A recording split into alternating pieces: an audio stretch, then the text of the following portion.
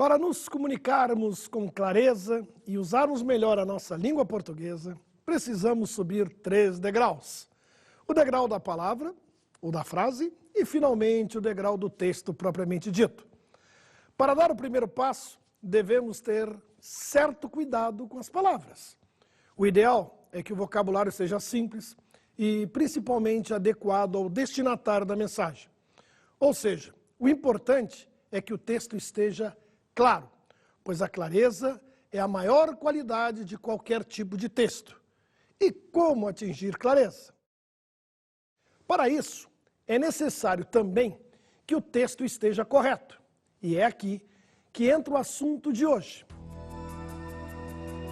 Precisão vocabular, que nada mais é do que a preocupação que devemos ter com as palavras, em conhecer o seu real significado.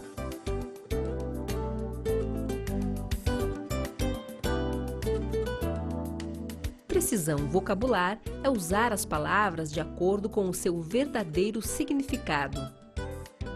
Se um texto bem escrito exige cuidados com o uso preciso das palavras, a nossa primeira preocupação passa a ser o que nós chamamos falsos sinônimos.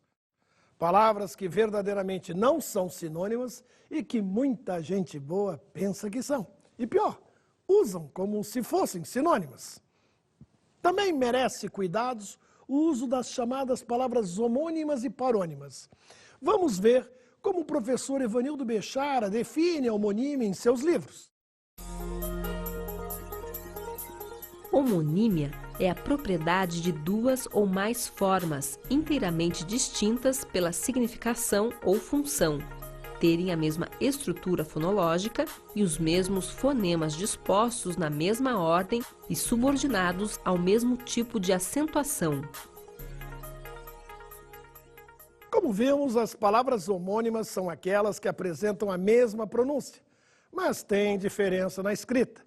Isso acontece com os verbos taxar com X, que significa tributar, e taxar com CH, que significa rotular. Observe os exemplos. O produto será taxado pelo governo, com X. Ele foi taxado de corrupto, com CH. E para quem não lembra o que são palavras parônimas, vamos à definição. Palavras parônimas são aquelas que não chegam a ser iguais, são apenas parecidas, tanto no som quanto na escrita. O problema, de novo, é o significado. Agora, não adianta nada você saber apenas a definição de palavras homônimas ou parônimas. O que todos nós precisamos verdadeiramente saber é o significado de cada palavra. Vamos então tirar nossas dúvidas. Vamos ver alguns exemplos de falsos sinônimos. Pense bem, as palavras mesmo e igual são sinônimos? Na verdade, mesmo e igual não são sinônimos, e muita gente não tem consciência disso. Mesmo é um só, igual é outro, são 2. Vamos dar um exemplo prático. Quando puder, vá até a cozinha de sua casa e coma um pão igual ao de ontem. E depois, se possível, coma em seguida o mesmo pão de ontem. Aquele que já estiver duro é o mesmo. Outro exemplo, talvez mais sério, ocorreu no Jornal do Brasil. Senado tem 12 milhões de reais para assistência médica de seus funcionários. A Câmara dos Deputados vai receber a mesma verba. Se fosse realmente a mesma verba, a Câmara e o Senado iriam dividir a tal verba de 12 milhões de reais. Seria uma verba só. Mas, na verdade, cada casa iria receber uma verba de 12 milhões de reais. Então não era a mesma verba, e sim uma verba igual, ou seja, eram 2 verbas de mesmo valor. Eventualmente, as pessoas comentam que estão com o mesmo problema do ano passado. Isso está correto se o problema que existia no ano anterior ainda não foi resolvido. Ele permanece. Agora, se alguém está com um problema igual ao do ano passado, é porque estamos enfrentando um outro problema, com as mesmas características do anterior. Há outra dúvida recorrente em relação ao uso das palavras eventual, possível, provável e potencial. Ao contrário do que muita gente pensa, essas palavras não são sinônimas. Talvez você já tenha lido ou ouvido frases como Marco Nanini é o eventual ganhador do troféu de melhor ator do festival, ou uma eventual vitória do Corinthians o deixará em ótima situação no campeonato. A palavra eventual significa esporádico, ocasional, que ocorre de vez em quando. Ora, o ator Marco Nanini não é um ganhador eventual. Na verdade, ele é o provável ganhador do troféu.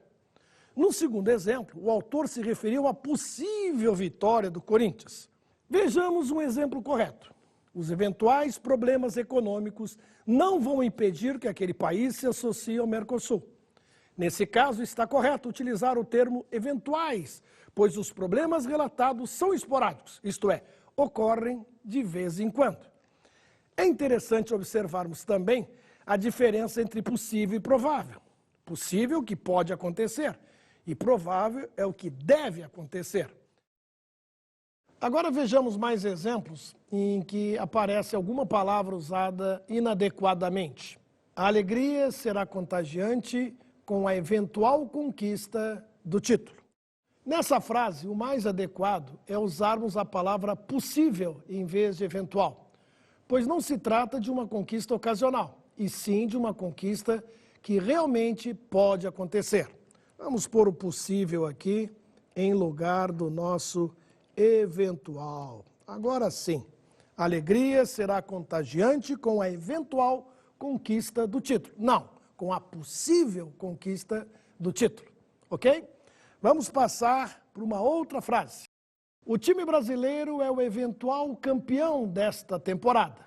Devemos usar agora provável em vez de eventual, pois a frase indica que o time brasileiro realmente deve ser o campeão. Vamos botar aqui o provável e a frase vai ficar melhor. Veja lá, o time brasileiro é o provável campeão desta temporada. Observe agora outro tipo de inadequação. O grupo empresarial é um eventual candidato à compra da estatal. Nesse caso, a palavra eventual está mal usada. Devemos usar potencial, pois indica que o grupo empresarial pode vir a ser candidato à compra e não um candidato eventual, esporádico, ocasional. Vamos substituir, vamos botar aqui o nosso potencial. E aí a frase fica mais clara. O grupo empresarial é um potencial candidato à compra da estatal. Muitas pessoas acreditam que as palavras inúmeros e numerosos são sinônimos, mas infelizmente isso não passa de um equívoco. Creio que a maioria das pessoas usa a palavra inúmeros sem saber o seu real significado, que é incontáveis. Ao lermos a frase Pelé já fez inúmeros gols com a camisa do Santos, fico pensando, será que Pelé fez tantos gols que é impossível contá-los? Com certeza não. Deve ser um exagero, ignorância ou preguiça do repórter. Qualquer emissora de rádio tem seu banco de dados, capaz de nos dar essa informação com total precisão. Poderíamos dizer que Pelé já fez muitos gols com a camisa do Santos. O certo é reverter ou inverter a situação? O verbo reverter merece muito a nossa atenção. É um tal de reverter a vantagem para cá, reverter o placar para lá. Temos ainda os famosos reverter o quadro político, reverter a atual situação. Já ouvi coisas do tipo reverter a aposta. Primeiro, é importante lembrar o sentido original do verbo reverter, que é voltar ao ponto anterior. Não devemos, portanto, confundi-lo com os verbos verter e inverter.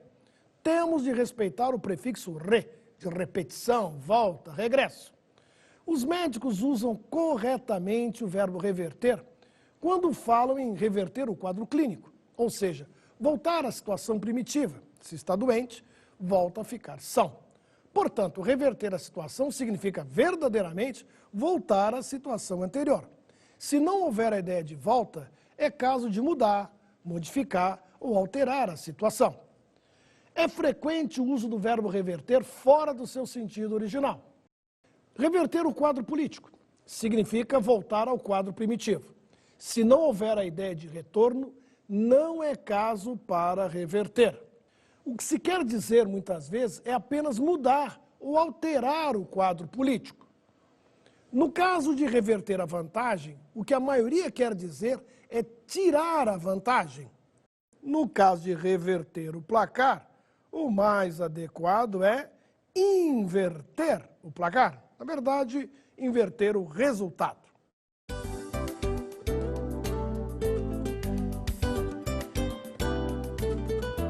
Se a ideia for apenas mudar, devemos utilizar as palavras mudar, modificar ou alterar. Se a ideia for mudar para o oposto, devemos utilizar a palavra inverter. Se a ideia for voltar à situação primitiva, aí sim devemos utilizar a palavra reverter. Vejamos agora uma dúvida eterna. Em princípio ou a princípio? Embora haja quem considere as duas formas sinônimas, prefiro respeitar a tradição. Em princípio significa por princípio, em tese, teoricamente, enquanto a princípio significa no começo, inicialmente. Na frase, em princípio éramos contra o projeto, significa que, em tese, éramos contra o projeto. Se quisermos dizer que inicialmente éramos contra o projeto, o melhor é dizer, a princípio, éramos contra o projeto. Então não esqueça, se você quer dizer inicialmente, no começo, num primeiro momento, prefira dizer a princípio. Se você quer dizer em tese, diga em tese. É muito mais claro. Para que complicar? A expressão em princípio pode ser perfeitamente dispensada ou até aposentada. E qual é a diferença entre ao invés de e em vez de? Ao invés de significa ao contrário de. E só devemos usar quando houver ideia contrária, oposta. Entrou à direita ao invés de entrar à esquerda. Direita e esquerda se opõem. Por isso, o emprego de ao invés de está correto. Em vez de significa em lugar de. E podemos usar sempre que houver ideia de troca, substituição, mesmo quando a ideia for oposta. Vamos almoçar no restaurante vegetariano em vez de irmos à churrascaria de sempre. Perceba que nessa frase houve uma substituição. Por isso a forma em vez de está bem utilizada. A frase, o carioca foi ao shopping ao invés de ir à praia, é inadequada. Devemos dizer o carioca foi ao shopping em vez de ir à praia. É importante observar que shopping e praia não se opõem. Se você comprar o carro preto ao invés do branco, está certo. No entanto, você não deve comprar o carro preto ao invés do vermelho. Nesse caso, o melhor é comprar o carro preto em vez do vermelho, porque a cor preta não se opõe ao branco, mas não se opõe ao vermelho. É interessante observar que não há restrições ao uso de em vez de. Essa forma pode ser utilizada mesmo quando houver a ideia de oposição. Portanto, se você quer facilitar a sua vida, use sempre em vez de. Você jamais correrá riscos. Outra dúvida que surge constantemente é em relação ao uso dos termos de encontro A e ao encontro D. Os consultores de qualidade afirmam com frequência que qualidade é ir de encontro às expectativas do cliente. Essa qualidade eu não quero. O que nós temos aqui é um verdadeiro choque. Ir de encontro a significa ir contra as expectativas do cliente. Nesse caso, o certo é qualidade é ir ao encontro das expectativas do cliente, ou seja, ir a favor, estar de acordo, atender às expectativas do cliente. De encontro a é ir contra, ao encontro de é ir a favor. Vejamos agora algumas dúvidas com as palavras homônimas. Um dos equívocos mais recorrentes ocorre com as palavras concerto com S e concerto com C. Vamos ver um tira-teima a respeito deste assunto.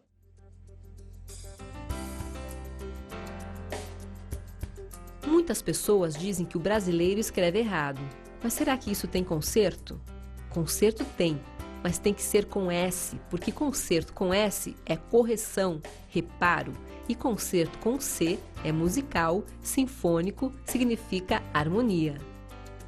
Encontramos nas ruas algumas plaquinhas do tipo: consertam-se sapatos, consertam-se bicicletas, com C, que absurdamente significa uma sinfonia de bicicletas, uma orquestra de sapatos. Concerto com C é musical. O certo, portanto, é consertam-se sapatos e consertam-se bicicletas com S. Agora que você aprendeu que concerto reparo é com S e concerto musical com C, que significa harmonia, me responda. Uma pessoa que fica desconcertada diante de um comentário, fica desconcertada com S ou com C? Acertou quem pensou e disse letra C. É isso mesmo, desconcertada é a pessoa que fica fora de equilíbrio, fora de harmonia. Por isso, desconcertado é com C. Outra confusão frequente ocorre com os verbos cozer com Z e cozer com S. O macete aqui é o seguinte: se você cozinha com Z, se a cozinha se escreve com Z, cozer de cozinhar também se escreve com Z. Portanto, cozer com S significa costurar. Também merece cuidado o famoso caso da palavra sessão, com S e 2 S no meio. Há quem confunda com sessão, com C cedilha no meio, ou ainda com sessão, com C no início e 2 S no meio. Se houver qualquer tipo de reunião, é sessão com S e 2 S. Sessão de cinema, sessão da Câmara dos Deputados, sessão plenária, sessão do júri. É uma verdadeira reunião de S's. São 3, 1 no início e 2 no meio. Sessão. Se você se referir a um departamento, setor, área, divisão, devemos escrever com S e C cedilha no meio. É derivado do verbo seccionar, cortar, dividir. Seção de vendas, seção de importados, seção de legumes. É importante observar que a forma secção ainda é usada no sentido de corte, ato de seccionar. Fazer uma secção é fazer um corte. Por fim, a seção com C, que vem do verbo ceder. Se você tem várias blusas e resolve ceder algumas para outras pessoas, você está fazendo uma cessão destas blusas. Há também outro caso que pode gerar dúvida. Anote: cerrar com C significa fechar e cerrar com S significa cortar. A nossa maior dor de cabeça, entretanto, deve ser o famoso caso do mal com L e mal com U. Ou seja, quando utilizar a palavra mal com L ou mal com U.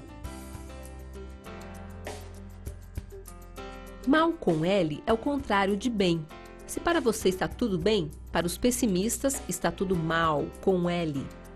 Mal com U se opõe a bom. Você está sempre de bom humor, mas os pessimistas estão de mau humor com U. A dica é fazer a troca. Bem corresponde a mal com L e bom corresponde a mal com U. Vamos fazer alguns testes. Ele é um mau cozinheiro com U porque não é um bom cozinheiro. Ele fala mal com L porque não fala bem. O lobo era mau com U porque não era um lobo bom. Então não esqueça, se você não está bem, é porque está mal com L. E se você não é bom, é porque é mal com U. Vamos agora falar de palavras parônimas. As palavras parônimas costumam causar muita confusão, pois por serem semelhantes na grafia, mas com diferentes significados, um simples descuido de atenção pode fazer toda a diferença. Vamos ver um exemplo de como isso pode acontecer. Que tal passar as férias em Nova Zelândia? Muito longe? Não se prenda por isso. Aproveite a oportunidade para conhecer um lugar que tem praia ensolarada e neve ao mesmo tempo. Como chegar da areia à neve em pouco tempo? De carro, horas. Nova Zelândia tem um dos melhores tráficos do mundo. Cultura, pessoas, calor, frio e diversão. Acredite neste sonho e aproveite suas férias. Provavelmente, você deve ter percebido que apesar da propaganda ser boa, temos um erro enorme em relação à gramática. Na propaganda, houve a confusão entre as palavras tráfico e tráfego, o que gerou um equívoco constrangedor. Pois, quando nos referimos ao trânsito, estamos falando de tráfego. E quando nos referimos a comércio ilegal, aí sim estamos falando de tráfico. Infelizmente, já ouvimos falar de tráfico de drogas, tráfico de escravos, tráfico de órgãos humanos e até tráfico de influência. Tudo isso é comércio ilegal. Agora, quando o engarrafamento é grande e fica difícil você chegar à sua casa, seja de carro ou de ônibus, é porque o tráfego está ruim. Você sabe qual é a diferença entre as palavras descrição, discrição e discreção? Vejamos essas palavras com muito cuidado. Se você vai descrever uma paisagem, se você vai descrever uma cena qualquer, você vai fazer uma descrição. Isso significa que descrição, com a letra E, vem do verbo descrever, que também tem a letra E. Agora, se você é uma pessoa discreta, é porque você tem discrição. Isso significa que discrição, com a letra I, vem do adjetivo discreto, que também tem a letra I. O problema é o tal da discreção, que simplesmente não existe. Muita gente confunde, pensa que se é discreto, deve ser discreção, mas não é. O certo é discrição, com I no início e no meio também. E quando utilizamos comprido ou cumprido, você sabe? Comprido com O é a medida, significa longo, extenso. Se você se refere à extensão de uma rua, se ela é muito longa, você pode dizer e deve dizer que a rua é muito comprida com O, porque vem de comprimento. Agora, cumprido com U vem do verbo cumprir. Se você tem cumprido as suas obrigações, você deve escrever cumprido com U. Por isso receba os nossos cumprimentos, com U também. Afinal, cumprimentar alguém é cumprir uma obrigação. E as palavras imergir e emergir? Será que as usamos corretamente no nosso dia a dia? Novamente temos um caso em que uma letrinha faz a diferença. A palavra imergir significa para dentro. O prefixo i dá a ideia de interior, para dentro. Quando falamos banho de imersão, é dentro d'água. Já a palavra emergir significa para fora, justamente o contrário de imergir. O prefixo e dá a ideia de exterior, movimento para fora. Quando o submarino vem à tona, ele está emergindo. A famosa sociedade emergente é aquela que está surgindo, aparecendo. Já ouvi muitas dúvidas sobre quando devemos usar as palavras fuzil e fusível corretamente. Bem, vamos por partes. Primeiro é bom lembrarmos que fusível se escreve com S e fuzil se escreve com Z. Quando falta luz, a causa pode ser a queima de um fusível. Essa história de que faltou luz porque queimou o fuzil está errada. Fuzil é o nome de uma arma. Portanto, se está faltando luz, é porque queimou o fusível. É importante também lembrar o plural. O plural de fusível é fusíveis e o plural de fuzil é fuzis. Se a polícia apreendeu algumas armas, ela fez a apreensão de muitos fuzis. Mas se está faltando luz, não foram os fuzis que queimaram, e sim os fusíveis. E as palavras desapercebido e despercebido? Há alguma diferença entre elas? Ouvimos frequentemente frases como muitos detalhes passaram desapercebidos. O mais adequado é dizer muitos detalhes passaram despercebidos. A palavra desapercebido não significa, como muitos imaginam, aquilo que não foi percebido, notado, observado. Desapercebido significa desprovido, que não se apercebeu de alguma coisa, quem não está ciente, quem não tomou consciência. É uma questão de lógica. Observe. Quem não é leal é desleal. Quem não está preparado está despreparado. Quem não está prevenido está desprevenido. Portanto, aquilo que não se percebeu passou despercebido. Na prática de texto, sugiro que não se utilize a palavra desapercebido, mesmo no sentido correto de desprovido, que não tomou ciência. O leitor dificilmente vai entender. É capaz de imaginar que não se notou a presença de alguém. Não esqueça, portanto, a diferença.